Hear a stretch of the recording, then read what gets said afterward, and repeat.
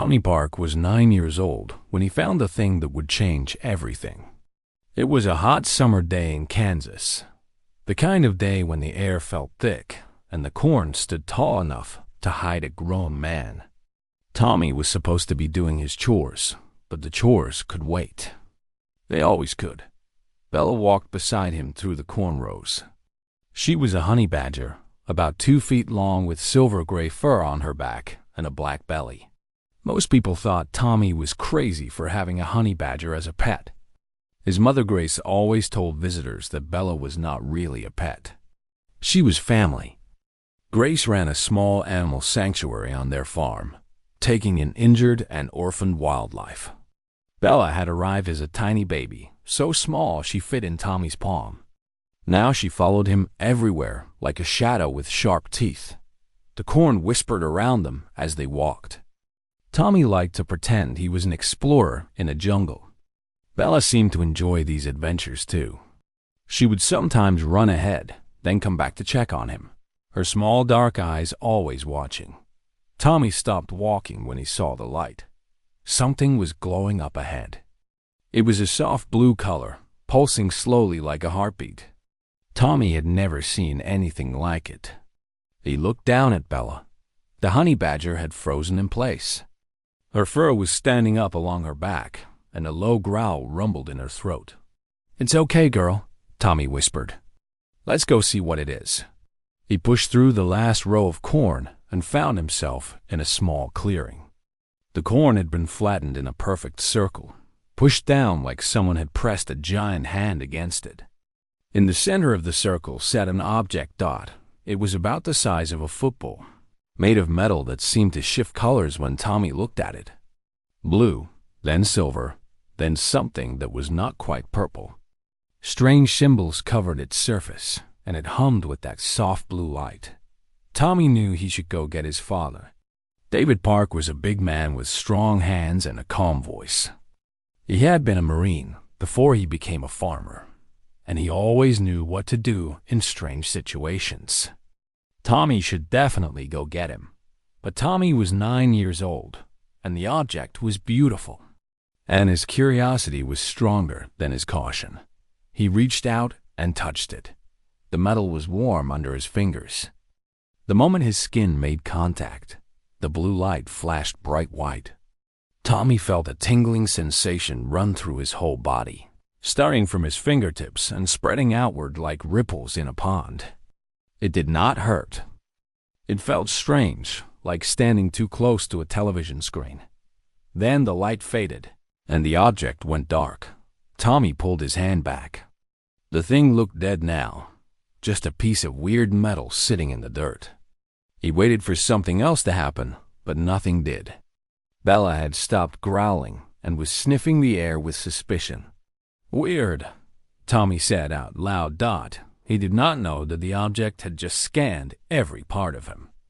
It had mapped his bones and his blood. It had read his genetic code like a book. It had recorded everything about him and sent that information shooting across the stars at speeds humans could not imagine. He did not know that somewhere very far away, in a ship the size of a small city, an alarm was now flashing. He did not know that he had just become the most important human in the galaxy. Tommy picked up a stick and poked the object a few times.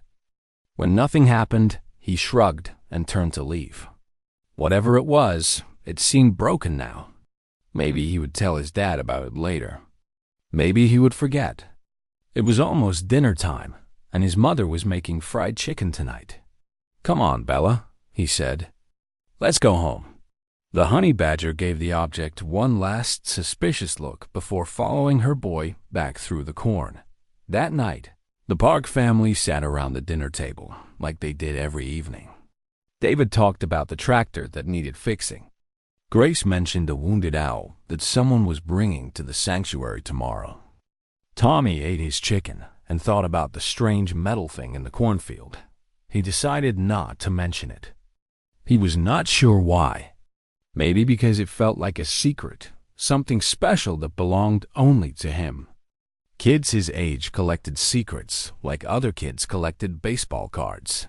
After dinner, Tommy helped his mother wash the dishes. Through the kitchen window, he could see the stars coming out. There were so many of them scattered across the black sky like spilled sugar. Tommy had always loved looking at the stars. His father had taught him some of the constellations. There was the Big Dipper and Orion's Belt, and the North Star that sailors used to navigate by. Tonight, the stars seemed different somehow. Brighter, maybe. Closer. Tommy did not know that 3 massive warships had just appeared at the edge of the solar system. Each ship was 10 miles long, carrying thousands of soldiers bred for conquest. They came from an empire that had swallowed 100 worlds, an empire that saw humanity as nothing more than insects. They were coming for him. In her bed by the back door, Bella lifted her head. She stared at the window for a long moment, her ears rotating like tiny radar dishes. Something was wrong. She could not have explained what or how, but every instinct in her small, fierce body was sending warnings. She got up and padded to Tommy's room. The boy was already asleep, his chest rising and falling slowly. Bella jumped onto his bed and curled up at his feet, positioning herself between him and the door. She would stay there all night. Outside, the stars continued to shine, beautiful and cold and full of terrible things that were getting closer with every passing hour. The cornfield rustled in the night breeze, hiding the dead object that had started everything. Somewhere in that endless dark, Commander Thrall of the Wrecked Dominion studied the genetic scan of a 9-year-old human boy. The commander's insect-like face showed no expression, but inside, something close to excitement stirred. They had searched 1,000 worlds for this genetic pattern. They had almost given up hope of finding it, and now, on a primitive planet full of primitive creatures, they had found exactly what they needed. The boy would be collected. His planet would provide no meaningful resistance. The Dominion had conquered species far more advanced than humans. This would be easy. This would be the simplest mission of Commander Thrall's long career. He could not have been more wrong. 3 days passed like normal days. Tommy went to school. David fixed his tractor. Grace treated the wounded owl and released it back into the wild. Bella ate her meals and followed Tommy around the farm and slept at the foot of his bed every night. Then the sky changed. It happened at noon on a Thursday. Tommy was at school when the shadows fell. Everyone in his classroom looked up as the sunlight dimmed. Through the windows, they could see something blocking the sun. Something huge. The ships were enormous. They hung in the sky like metal mountains, so big that the human mind struggled to understand their size. There were 3 of them, positioned over North America, Europe, and Asia. They made no sound. They simply existed, impossible and terrifying and completely real. Every television and radio and phone on Earth switched to the same broadcast at the same moment. A face appeared on every screen. It was not a human face. It was something like an insect, with large compound eyes and mandibles that clicked when it spoke. Somehow, it spoke perfect English. "People of Earth," the creature said, "I am Commander Thrall of the Wrecked Dominion. We have come for one of your kind. 3 days ago, one of your species made contact with our scanning device.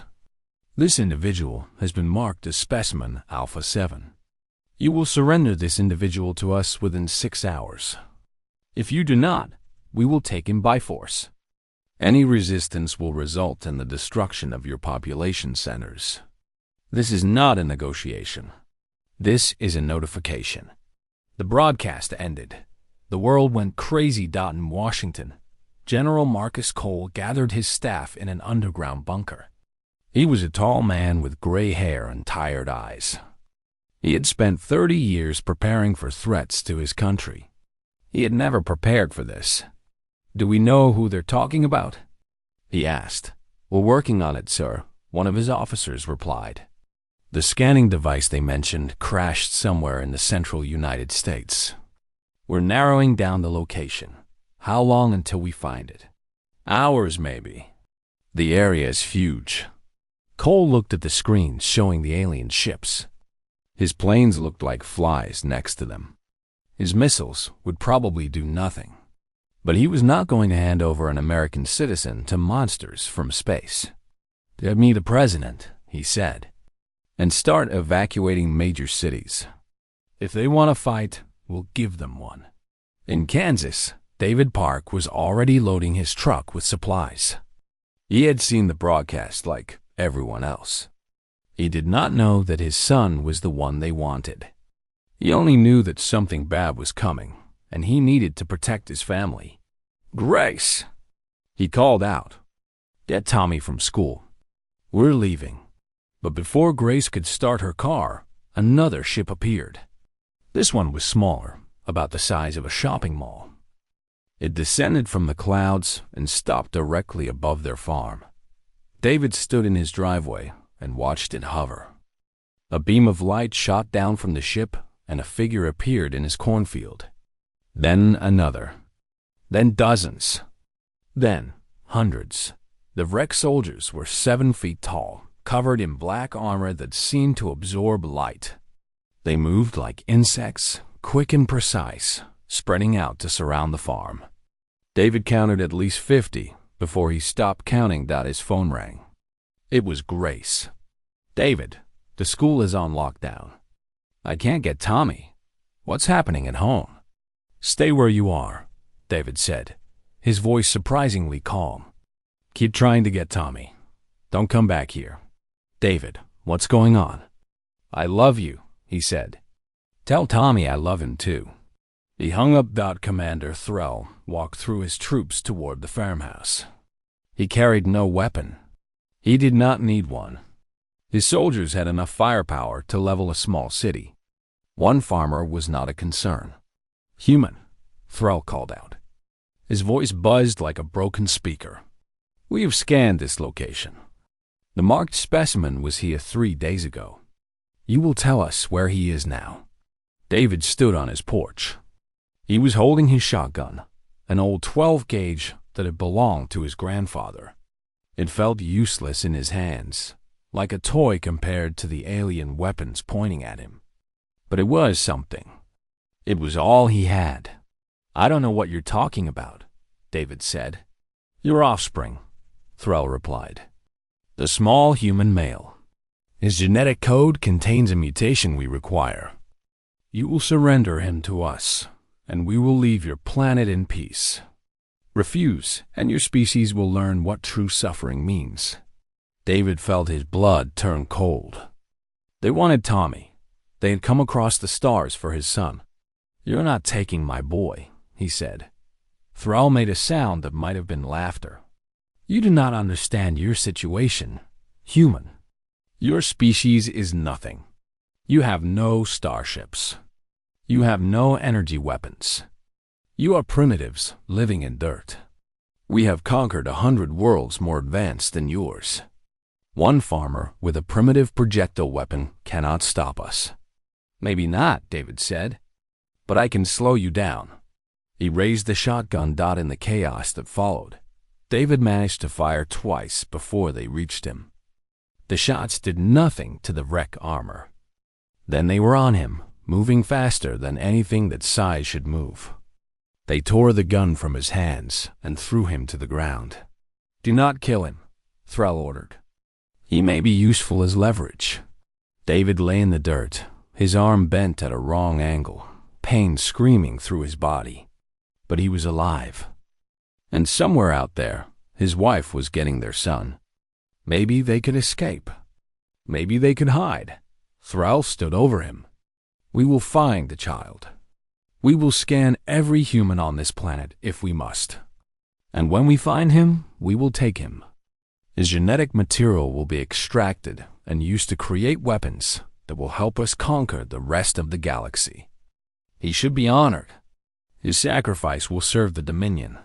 David spit blood and said nothing. At the school, Grace was screaming at the locked doors.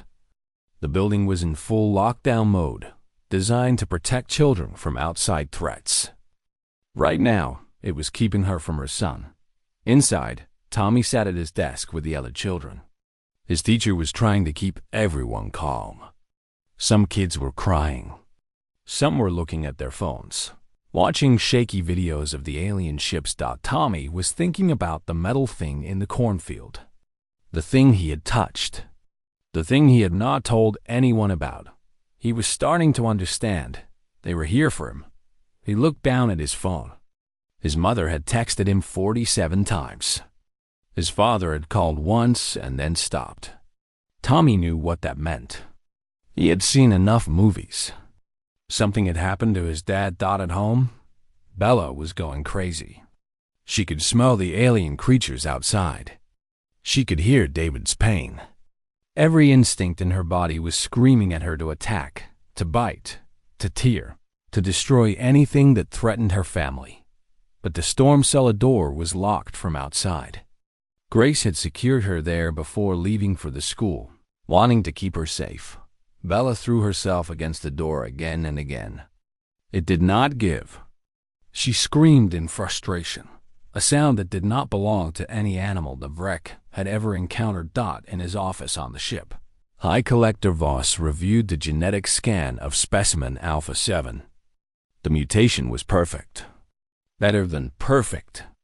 This child's DNA would allow them to engineer a virus capable of destroying any species they chose. The humans call these creatures humans, he said to Commander Threll through a communication device. Our records show they emerged only a few 100,000 years ago. They are infants in cosmic terms.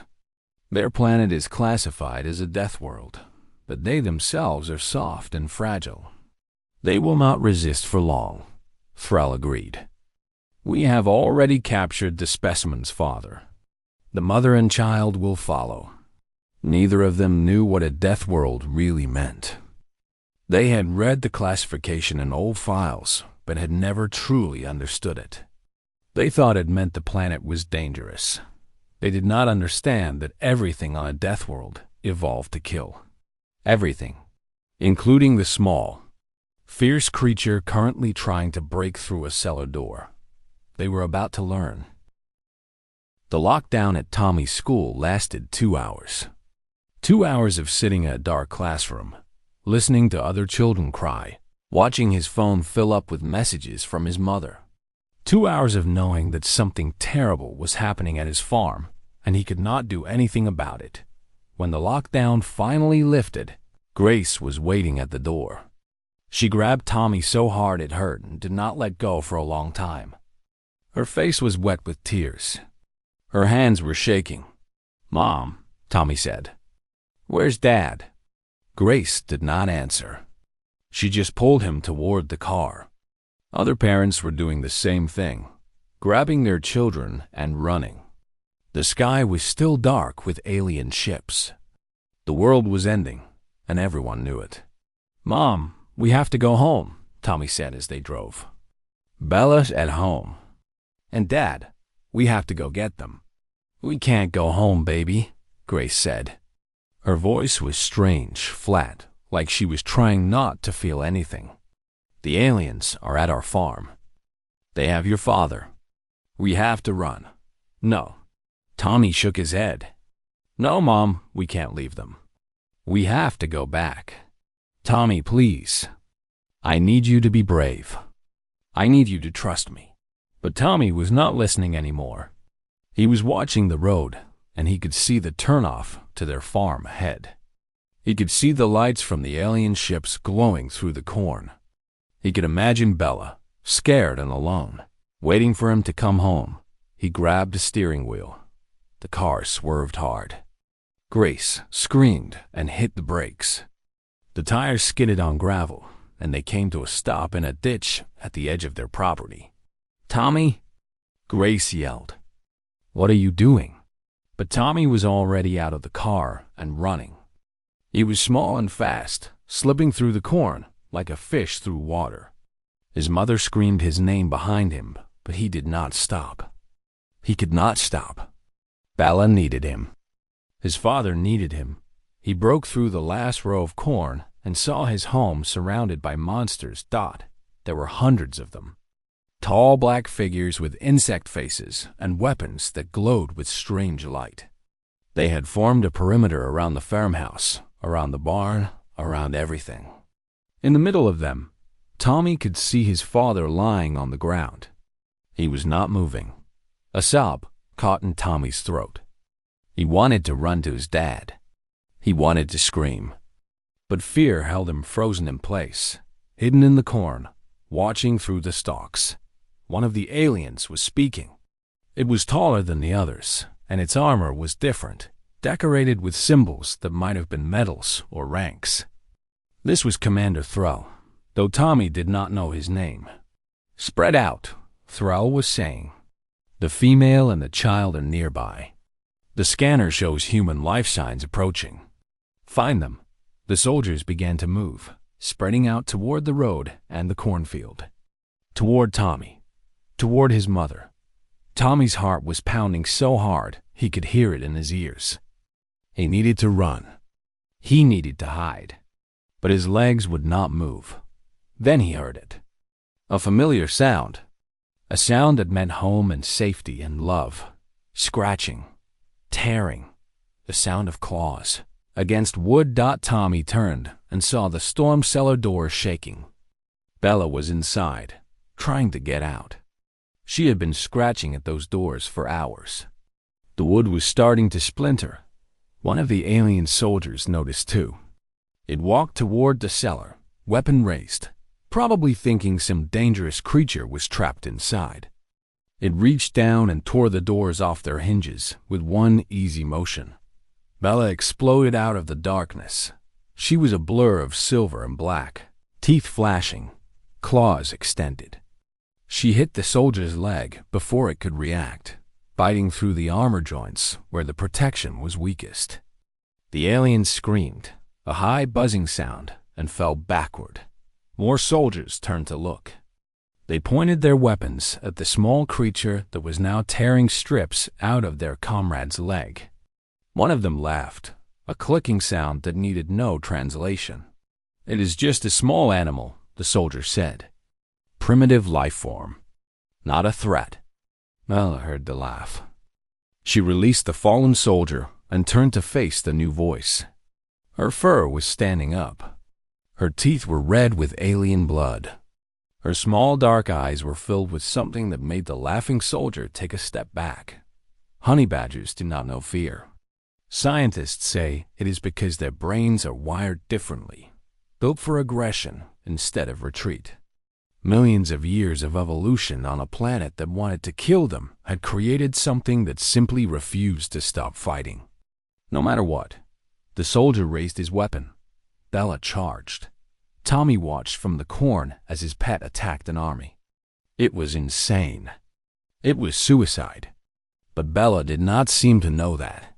She launched herself at the soldier, dodged the energy blast that burned the ground beside her, and latched onto the alien's face.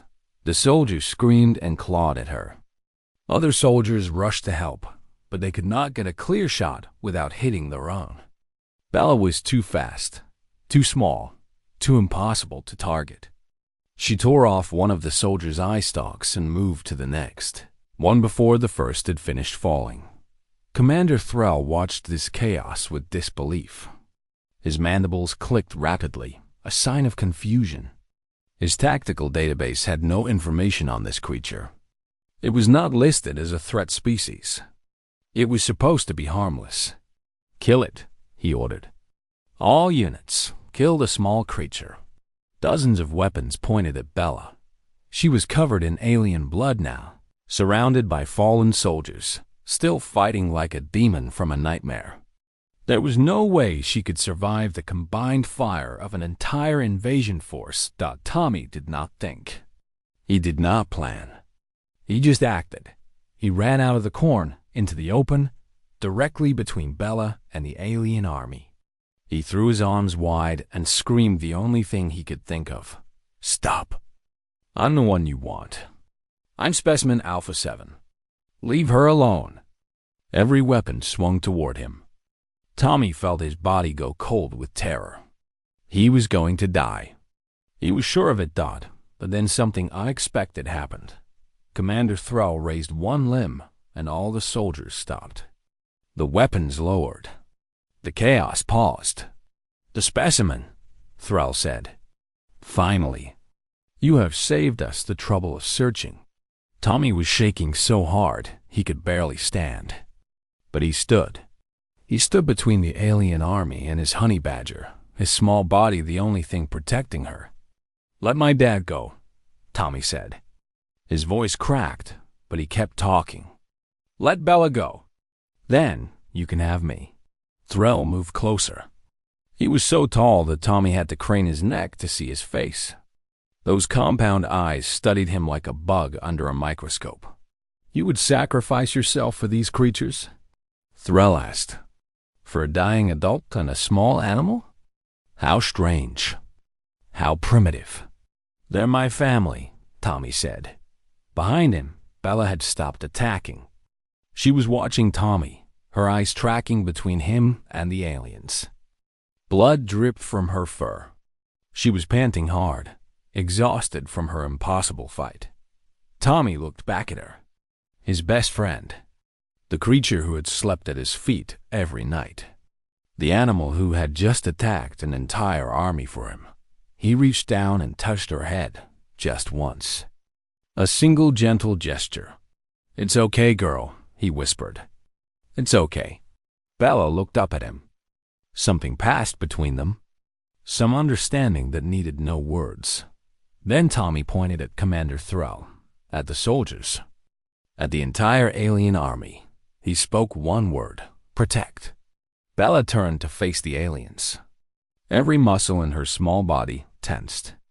A growl rose from her throat, low and terrible and full of promise. Behind her, the doors of the barn opened. 5 more honey badgers emerged, animals from Grace's sanctuary, drawn by the sounds of battle. They fanned out beside Bella, a small army of fur and teeth and absolute fearlessness. Commander Thrall looked at the 6 small creatures facing his 10,000 soldiers. He laughed. It was the last time he would ever laugh. The first honey badger hit the alien line like a small furry missile. It was one of the males from the sanctuary, a scarred old fighter named Brutus, who had survived battles with lions back in Africa before Grace rescued him. He targeted the nearest soldier's ankle joint, the same weak spot Bella had discovered, and bit down with jaws that could crack tortoise shells. The soldier fell. 2 more honey badgers swarmed over it before it hit the ground. Commander Thrall's laughter died in his throat. He watched his soldiers, trained warriors who had conquered dozens of planets, struggling against creatures the size of house cats. The honey badgers were everywhere at once, dodging energy blasts, climbing up armored legs, finding every gap and weakness in the wrecked battlesuits. "Fire!" Thrall screamed. Fire at will. The soldiers fired. Energy beams scorched the earth, turning dirt to glass and corn to ash. But the honey badgers were too small, too fast, too unpredictable. The wreck had trained to fight organized armies, not wild animals that moved like demons and felt no pain. Bella was the worst of them. She had killed 7 soldiers before the others even joined the fight. Now she was on number 12, tearing through sensor cables and armor joints with claws that had evolved to dig through concrete hard ground. Every time a soldier tried to grab her, she twisted free. Every time a weapon pointed at her, she was already somewhere else. Tommy watched from behind an overturned tractor, where his mother had finally reached him. Grace held him tight, tears streaming down her face, unable to look away from the impossible scene in front of them. "What's happening?" Tommy whispered. "How is this possible?" Grace shook her head. She had raised these animals. She knew their nature, but even she had never seen anything like this. The truth was simple, though no one would understand it until later. The Vrek Dominion had conquered 100 worlds, but they had never invaded a death world before. They did not know what that classification really meant. Earth was a planet where everything tried to kill everything else, all the time, forever. Every creature on Earth had evolved in an endless war for survival. The honey badger was one of the ultimate products of that war. It had developed loose skin so predators could not get a good grip. It had developed resistance to venom so snake bites would not slow it down. It had developed a brain that simply could not process fear, because fear meant hesitation, and hesitation meant death. The wreck had weapons that could level cities, but their weapons were designed for enemies who retreated when outmatched. They had never fought something that simply refused to stop. More animals were arriving now. The neighbors' farm dogs had followed the sounds of battle, and their ancient wolf instincts told them that the pack was under attack. 3 German shepherds and a massive Great Dane charged into the fight, adding their teeth to the chaos. Then came the birds. A flock of crows descended on the wreck like a black cloud. They went for the sensor stocks, the optical arrays, anything that looked delicate. Hawks joined them, diving at exposed joints, their talons designed to pierce much tougher armor than anything the wreck wore. Insects followed. Wasps that had nested in the barn rafters poured out in a furious swarm. They found the gaps in wreck armor, the breathing vents and joint seals, and they stung and stung and stung. Commander Thrall was screaming orders that no one could follow. His communication lines were full of panic. His soldiers were falling in dozens, brought down by creatures they had not even bothered to classify as threats. Retreat, Thrall finally shouted. All units, tactical retreat to the dropships. But retreating was not easy. The animals seemed to know what retreat meant. They pressed harder, sensing weakness, driven by instincts that had been perfected over millions of years. The dogs chased fleeing soldiers. The hawks attacked any wreck that tried to take flight. The honey badgers followed the wounded, finishing what they had started. Bella found Commander Thrall trying to reach his personal transport. She hit him from behind, climbing up his back before he could turn. Her claws found the seam between his helmet and chest plate. She began to tear. Thrall threw himself backward, trying to crush her against the ground. Bella held on. He rolled, twisted, clawed at his own back, but she would not let go. She could feel his armored skin beneath her claws now. She could smell his alien blood. A soldier tried to help, tried to pull her off. One of the other honey badgers intercepted him. In the end, it was Tommy who stopped it. Bella! Enough! The honey badger paused. She was on top of Thrall now, her teeth inches from his exposed neck. Alien blood covered her completely. She looked like a nightmare made real. Come here, girl, Tommy said. His voice was shaking, but he stood tall. It's over. Come here. Bella looked at Thrall. The alien commander was completely still, not even daring to breathe. His compound eyes reflected the small human boy standing in front of him, surrounded by the bodies of his soldiers. Slowly, Bella released him. She climbed down and walked to Tommy, leaving bloody paw prints on the scorched ground. Tommy knelt and gathered her in his arms, not caring about the mess. Good girl, he whispered. Good girl. Around them, the surviving wreck soldiers were fleeing to their dropships. The animals let them go, their bloodlust fading now that the threat was retreating. The dogs sat down, panting happily. The birds returned to their trees. The wasps went back to their nest. Only the honey badgers remained alert, circling the battlefield, making sure nothing moved that should not. Sergeant Nathan Lee arrived with his National Guard unit 20 minutes later. He had been deployed from the nearest base when the alien ships appeared. He had expected to find a massacre. He found one, but not the kind he had imagined. What in the name of God? He said, looking at the bodies of alien soldiers scattered across the farm. Captain Lisa Kim flew overhead in her fighter jet, part of a squadron sent to intercept the fleeing dropships. She managed to shoot down 3 of them before they reached orbit. The others escaped, carrying survivors and stories that would spread across the galaxy. On the ground, Grace was kneeling beside David. He was alive, barely. His arm was broken and his ribs were cracked, but he was breathing. An ambulance was already on its way. "Dad?" Tommy said, running over with Bella still in his arms. David opened his eyes. He saw his son.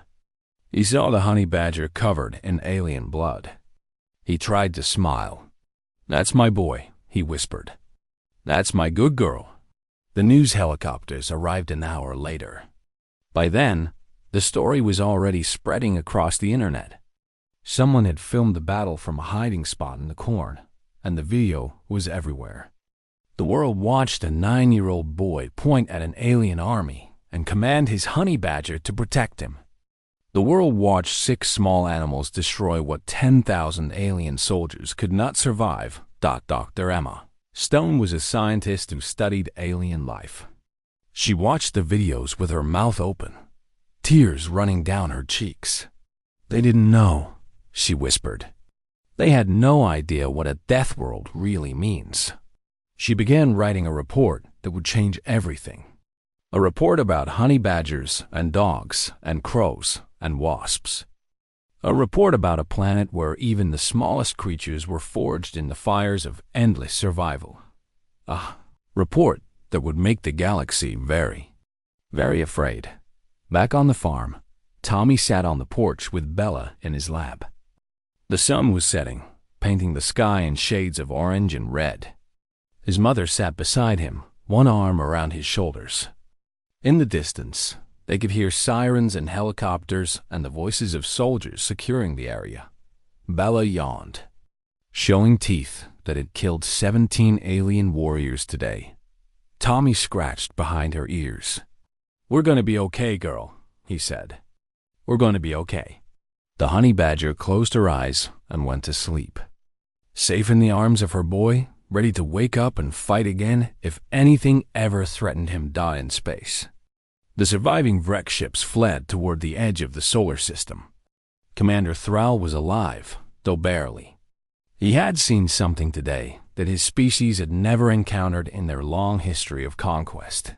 He had seen creatures that could not be conquered, and somewhere deep in his insectoid brain, where fear had no name but existed nonetheless. He knew that he had made a terrible mistake coming to this planet. The worst was yet to come. 1 month passed as the day the aliens came to Kansas. 1 month since the world changed forever. Tommy Park had become the most famous child on Earth, though he did not care much for the attention. He just wanted things to go back to normal. They never would. David had recovered from his injuries. He walked with a slight limp now, and his left arm ached when it rained, but he was alive. He spent most of his time rebuilding the parts of the farm that had been destroyed in the battle. The corn would grow back. The barn could be repaired. What could not be undone was far more important than any building.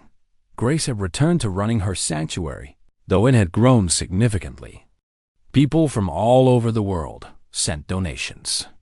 They wanted to support the animals that had saved humanity. The honey badgers now had the nicest enclosure on the property, with climate control and fresh meat delivered every day. Bella, of course, still slept at the foot of Tommy's bed. Some things were too important to change. The world had spent a month preparing. Every government on Earth had united for the first time in human history. There were no more wars between nations. There was no more time for petty conflicts.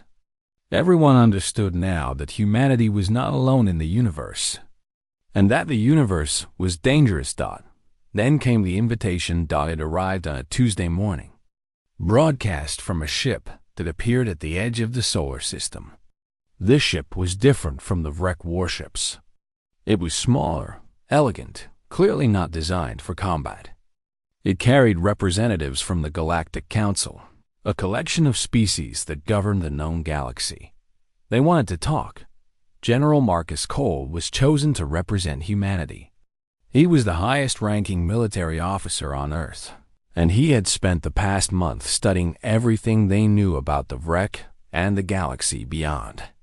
He boarded a shuttle and flew to meet the council, carrying a message that humanity had, crafted very carefully. The council chambers were located on a station orbiting a distant planet. Cole was escorted through halls filled with creatures he could barely describe. Some looked like insects. Some looked like plants. Some looked like nothing Earth had ever produced. All of them stared at the human as he passed, curiosity and fear mixing in their alien expressions. The main chamber was vast, filled with representatives from hundreds of species. Cole stood in the center, a single human facing the collected might of the galaxy. The council leader spoke first. It was a tall being made mostly of light, its voice calm and measured. "Human representative," it said. "We have asked you here to explain the events that occurred on your planet 1 month ago. The Vrek Dominion claims you attacked their soldiers without provocation. They demand justice." Cole smiled. It was not a friendly smile. "Without provocation," he repeated. "That's interesting. Let me tell you what actually happened." He pressed a button on a device he carried. A holographic screen appeared behind him, showing footage from the Kansas battle. The Vrek Dominion sent 10,000 soldiers to kidnap a 9-year-old child. A child. They attacked his family, injured his father, and threatened to destroy our cities if we did not hand him over. They came to our planet uninvited, demanded we surrender one of our own, and treated us like we were nothing. The footage showed Bella attacking the first soldier. Several council members made sounds of surprise. "This is a honey badger," Cole continued. "It weighs about 30 pounds. It has no weapons, no armor, no military training. It is, by galactic standards, a completely harmless creature." The footage showed Bella killing soldier after soldier. The surprise turned to shock. This single animal killed 17 Vrek warriors in armored battlesuits. 17. And when more of her kind joined the fight, the mighty Vrek Dominion ran away. Cole let the footage play, showing the dogs, the birds, the wasps, the complete destruction of the invasion force.